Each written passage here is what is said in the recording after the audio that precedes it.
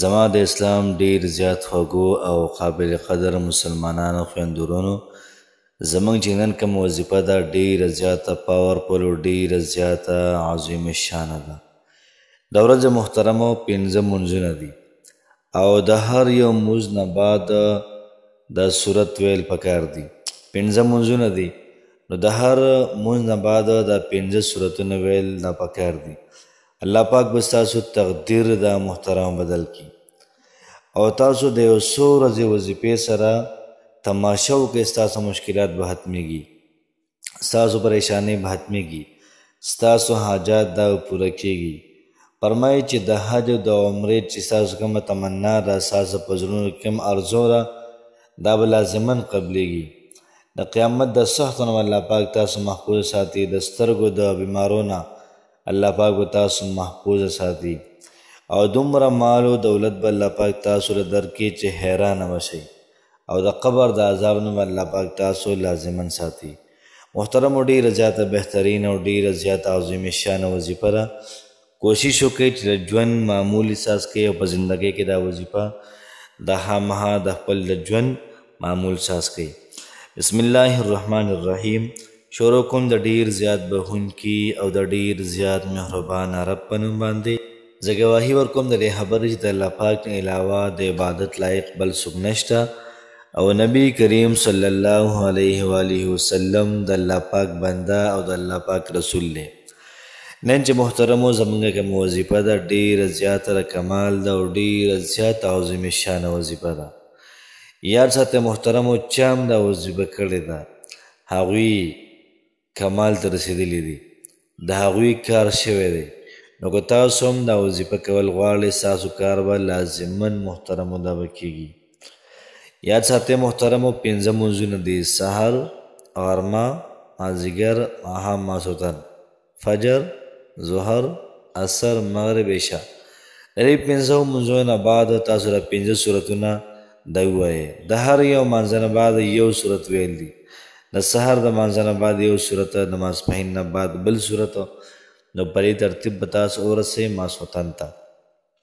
یاد ساتئ محترمو ترتیب او طریقه کار تاسو ته ښایم ډیر زیات آسان دی. د سحر د مانځه نه بعد څوک سورت یاسین وایي. د سحر د مانځه نه بعد څوک سورت یاسین وایي. الله پاک به تمام حاجتونه پوره کړي.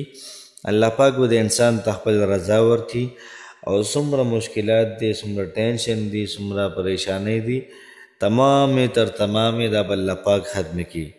صرف د سحر د مانځه نه بعد سورت یاسین د یو پیره ویل پکار دي او یاد ساتئ چې سحر مانځه نه بعد سورت یاسین یو پیره ویل په دې دومره ټایم لګي نه. الله پاک به تاسو له د غیب نه رزق محترمو دا به درکړي. د ماسپښین د مانځه نه بعد کوم چې ظهر ویل کېږي سورت الفتح دا تاسو تلاوت کړئ او فرمایي چې کم سړی سورت الفتح دا تلاوت کوي فرمایي چې الله پاک د انسان د مرګ نه مخکې د بیت الله شریف دیدار لبوزي. الله پاک به حج دپاره بوزي، الله پاک به د عمرې دپاره دا وبوزي. نو څومره بهترینه څومره اعلی وظیفه ده محترمو.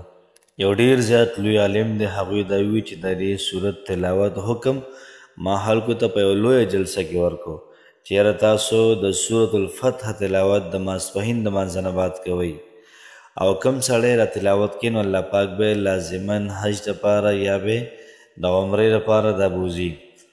یو سړی په لاسونو باندې معذور نو هغه دا وی چې یاره دا صورت به زه خامخا وایم. یاد ساتئ چې میاشت وایي نه وه تېره 2 میاشتې نه وې تېرې چې الله پاک دا سړی بیت الله شریف ته دا وغوښتو او کم چې د فیکټرۍ مالکو نو هغه په زړه کې الله پاک ور واچول چې دا سړی د عمرې دپاره یا د حج دپاره بوځي. وایي ما ته وایي سار کې یاره ستا پاسپورټ شته؟ که نه؟ ما ورته او شته دی. وایي پاسپورټ دې راکړه ماله. ما وایي څه کوې په هغې باندې؟ نو ما له پې د عمرې یا د حج ټکټ دی پې ولګو. یاد ساتئ صورت ډیر زیات پاورفل دی. همدغه عالم فرمایي د پینډۍ نه ماته یو کس رنګ وکړو چې په دې باندې ما عمل شروع کړی و. یاره زه به روزانه سورت الفتح دا ویمه. یو سړي ما ته رنګ وکړو د سعودي نه چې زه تا عمرې له غواړم. ما ورته ولې؟ وایي دا څومره شپه زه خوب وینم. ما ته یو بوډا سړی وایي چې هلکه دا سړی غریب دی او د عمرې خواهش لري او پیسې ورسره شته نه او ته صاحب استطاعت یې، نو ته یې راوله که نه. نو ټکټ یې ورسره راولېږو، عمرې لپاره یې بوتلو. نو څوک محترمو دا صورت وایي نو الله پاک به هماغه د انسان عمرې لپاره دا به غواړي. او د مازدیګر د مانځه نه بعد څوک صورت نبا وایي عما یتساءلون، فرمایي د قیامت د سختو نه به الله پاک محفوظ ساتي او په دنیا کې به الله پاک د انسان د سترګو نظر دا به ډېر زیات مزیدار کړي. څوک محترمو د ماښام د مانځه نه بعد صورت واقعه وایي، فرمایي چې الله پاک به د انسان د غریبۍ نه وساتي، الله پاک به د انسان د محتاجۍ نه وساتي، الله پاک به د انسان له د خپلو خزانو نه مال او دولت ورکړي. او فرمایي چې کوم سړی د ماسوتن د مانځه نه بعد سورة الملک وایي، الله پاک به د انسان د قبر د عذاب نه محفوظ وساتي. محترم مسلمانانو، پنځه مونځونه، د پنځه مونځونو نه بعد هر یو صورت ځان له دا ویل دي.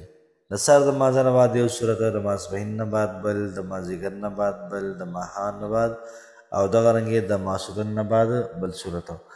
او په دې تقریبا ټول زموږ ستاسو 5 منټه راځي نو په فایده یې ډېره زیاته ده. الله پاک هم خوشحاله آباد ساته.